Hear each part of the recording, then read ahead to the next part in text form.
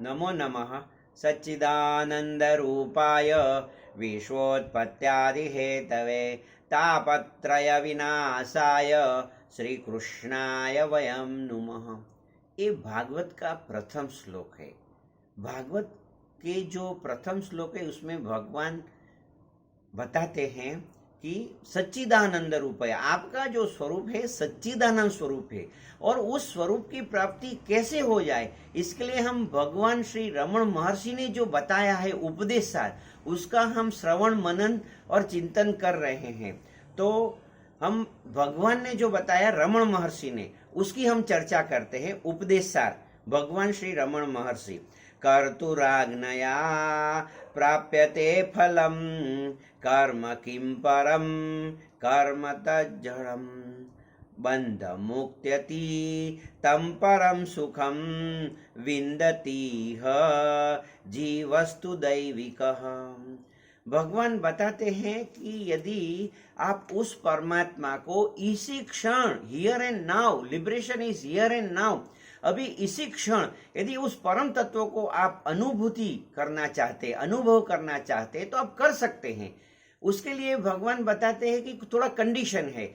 तो वो बताते हैं कि दैवी गुण संपन्न कोई विरल जीव ही वास्तव में बंधन और मुक्ति से पर अद्वितीय और परम सुख को यहाँ इसी जन्म में, यह मनुष्य देह में अभी इसी वक्त ही प्राप्त कर लेता है।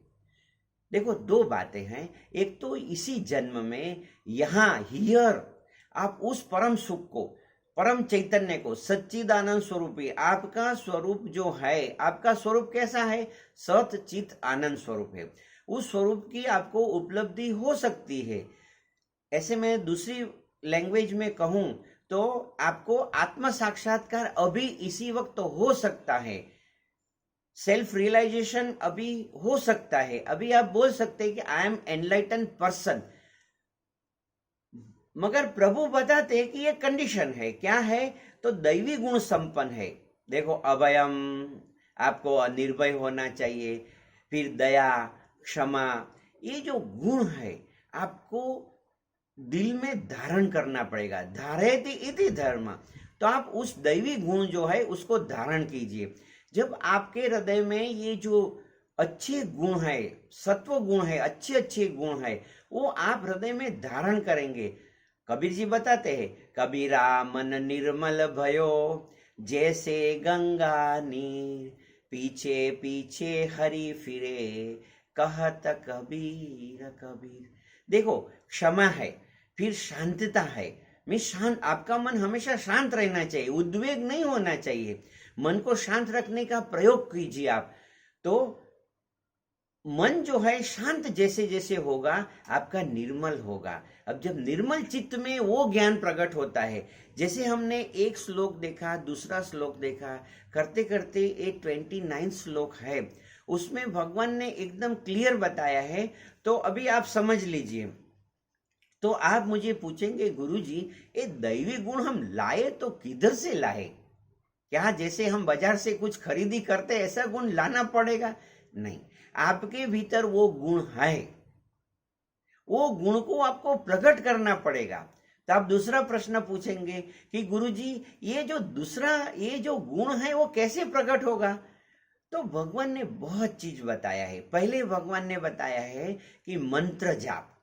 देखो, ओम ओम नमः, ओम गुरु ओम, ओम नमो भगवते वासुदेवाय, ओम नमो नारायणाय, ओम नमः शिवाय, वाहे गुरु वाहे गुरु। जो आपको श्रद्धा है ऐसा शब्द जो है वो आपको उच्चारण करना पड़ेगा। आप जैसे ही मंत्र करेंगे तो उसमें उसका जो फल क्या है, देखो, तुलसी राके कहत ही निकल सकल विकार, पुनियावन पावत नहीं देत मकार कपाट। जैसे आप भगवान का नाम लेंगे तो आपके जो चित्त में जो क्रोध, लोभ, मद, माया छुपा वो चला जाएगा। आपका मन निर्मल होगा। जब निर्मल मन होगा तो दूसरी बात भगवान बताते हैं कि श्रवण करो, में सत्संग करो। ये जो हम अभी जो कर रहे हैं उसी को सत्संग बोलते हैं। तो सत्संग के भी आपका चित्त शुद्धि होती है और दैवी गुण प्रकट होता है। तो पहले शब्द, फिर विचार करो, आत्मविचार। मैं कौन हूं, को अहम, मैं कौन हूं। फिर अपना जो स्वरूप है उसका चिंतन करो, मैं सच्चित आनंद स्वरूप हूं। अभी सच्चिदानंद समझ में नहीं आता है तो मैं जो बोलता हूं, आप अजर अमर अविनाशी है, मैं अजर अमर अविनाशी हूं, मैं निरंजन निरामय निराकार हूं, मैं शुद्ध बुद्ध मुक्त पूर्ण और पवित्र हूं। ये जो बातें हैं उसको चिंतन करने से अंदर से गुण प्रकट होते, गुणाः गुणेषु वर्तन्ते। तो यदि भगवान बताते हैं कि दैवी गुण संपन्न विरल व्यक्ति, तो आप विरल बन जाइए। कहने का मतलब आप जो है तो सामान्य नहीं बने। यदि क्या है कि शुड नॉट, अभी कभी कभी जैसे मैं आपसे बताता हूं कि यदि कोई आपसे गुस्सा करता है तो आप should not be equivalent to that, उसके साथ मत जुड़ जाइए, उसको क्रोध करने दीजिए, उसको गुस्सा करने दीजिए, उसको ईर्ष्या करने दीजिए, आप उसके साथ इक्विवेलेंट मत बनिए। Should not even with the enemies, वो जो कर रहा है तो बोलते मैं भी उसे क्यों बता दूंगा बता दूंगी, उसको छोड़ दीजिए, क्षमा को धारण कीजिए। तो पहला है शब्द, फिर दूसरा सत्संग, फिर तीसरा आत्मविचार। जब आप करेंगे फिर क्या होगा, आपका चित्त शुद्ध हो जाएगा। फिर भगवान बताते हैं कि ध्यान करो। देखो, जो आदमी ध्यान करता है उसी के चित्त में सत्व गुण प्रकट होता है, ये जो दैवी गुण अपने आप प्रकट होता है। जो लोग गुरु से दीक्षा ले चुके हैं उनको चिंता की बात नहीं है, और जिस लोगों ने गुरु से दीक्षा नहीं लिया है वो भी चिंता मत करो। अपने अंदर एक परम गुरु है, अंदर एक दैवी देव है, अंदर सबके भीतर राम है, मगर आप उसको स्वीकार करो। हे मेरे भीतर परम गुरु, आपके भीतर जो चैतन्य है उसी को स्वीकार कर दीजिए। फिर भगवान बताते हैं कि यदि आपने ऐसा किया, इफ यू एक्सेप्टेड, ये जो प्रभु का आपने स्वीकार किया तो दैवी गुण जो है उसको आप धारण करेंगे। तो इस जीव, ये जो जीव है वो बंधन और मुक्ति से पर अतीन्द्रिय परम सुख को इधर यहीं लिबरेशन हियर एंड नाउ, और ये मनुष्य देह में अभी प्राप्त करता है। देखो, बंधः मुक्ति अतीतम परम सुखम, ये जो जीव है, तो मैंने जो बताया, यदि आपको आत्मा का स्वरूप का ज्ञान यदि नहीं होता है तो चिंता मत कीजिए। यदि आपको लगता है कि मेरे भीतर से जो दुर्गुण नहीं जा रहे, लोग मुझे मिलते बोलते हैं गुरुजी ये क्रोध नहीं जा रहा है, गुरुजी ईर्ष्या नहीं जा रही है, गुरुजी ये जो हम कभी कभी लोग व्यसन करते हैं तो वो नहीं जा रहा है, मतलब उसकी चिंता मत करो। देखो क्या होता है कि रिप्लेसमेंट ऑफ थॉट होता है।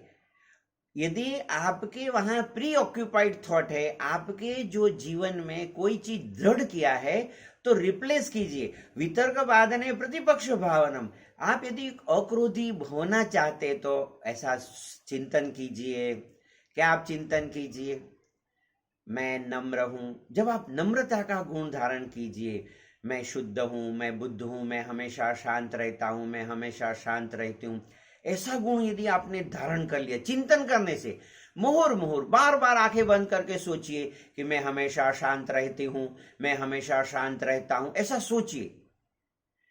कभी कभी सोचिए कि मैं दिव्य जीवन जीता हूं, मैं दिव्य जीवन जीता हूं। यदि आप ऐसा सोचेंगे तो आपके जीवन में जो भी दुर्गुण आपको लगता है वो चले जाएंगे। क्योंकि क्या होता है कि एक साथ दो चीज नहीं रह सकती है, अंधेरा रह सकता है या उजाला प्रकाश रह सकता है। कोई आदमी ऐसा नहीं बोलता है, बताता है कि मैं वहां गया था, वहां प्रकाश भी मैंने देखा और उसी जगह पे अंधेरा भी था। अंधेरा था और जैसे आपने दिया प्रगटाया तो प्रकाश उजाला हो गया।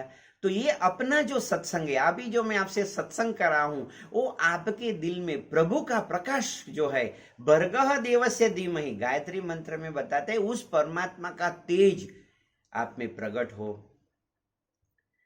तो ये अभी ये जो श्लोक है तो 29 है, अभी एक लास्ट श्लोक रहेगा, फिर ये अपना जो उपदेश सार ग्रंथ का जो हम समाप्ति करेंगे, फिर और कोई नया ग्रंथ लेंगे और अपना सत्संग चालू रहेगा। देखो, सत्संगत्वे निसंगत्वम, आप हम लोग सत्संग करेंगे, देखो आपको भी आनंद आता है और मुझे भी परम आनंद आता है। तो ये आनंद का जो व्यवहार हम लोग शुरू रखेंगे। आपका शुभ हो, आपका कल्याण हो, आपका मंगल हो। May god bless you. आनंद में रहो, मौज में रहो, हर हाल में खुश रहो, enjoy every moment of the life. May god bless you.